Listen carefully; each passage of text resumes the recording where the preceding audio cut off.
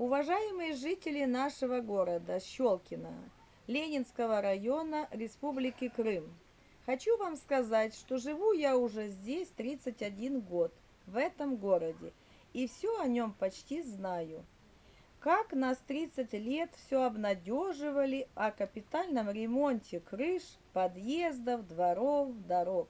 Ну, увы, прошло уже 31 год, и ни разу в нашем доме не ремонтировалось ничего. В доме 101/1 в городе Щелкино. В то время как мы исправно платили коммунальные услуги. И что делалось? Исправно вывозился мусор и подметались дворы.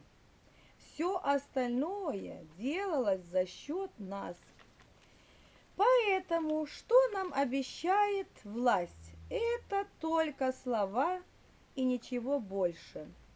Как видим, в прошлом году по правительственной программе Российской Федерации было решено благоустроить дворы детскими площадками. И что?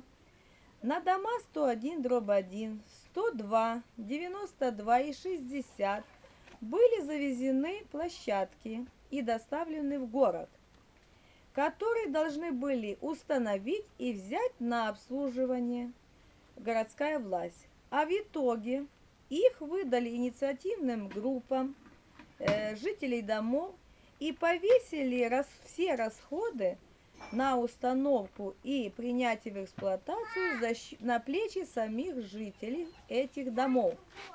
Не забыв отчитаться, что это все сделал якобы Тюменев Игорь Михайлович и Татьяна Петровна, уважаемая, которую потом же и уволили.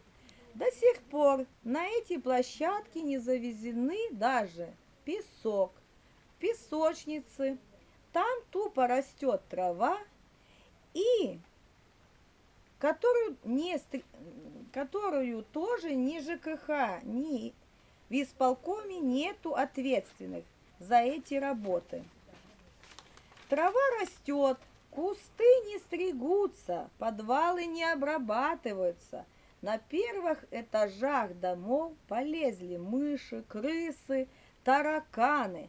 Подвалы из-за непрочистенных канализационных труб постоянно забиваются, и в подъездах воняет равносильно, что в коровниках. Представляете? Поэтому есть и российская программа по созданию ТСЖ. И мы приветствуем этому и хотим сами управлять своими средствами и своей собственностью. Надоело кормить ЖКХ, которое только отписки пишет и ничего не делает, кроме как насчитывает себе зарплату и раздувает штаты. Спасибо за внимание. Но хочу добавить про наши пляжи. Посмотрите, сколько людей приезжает в наш город, да? И что? И что делается? Куча предпринимателей набивают только свои карманы.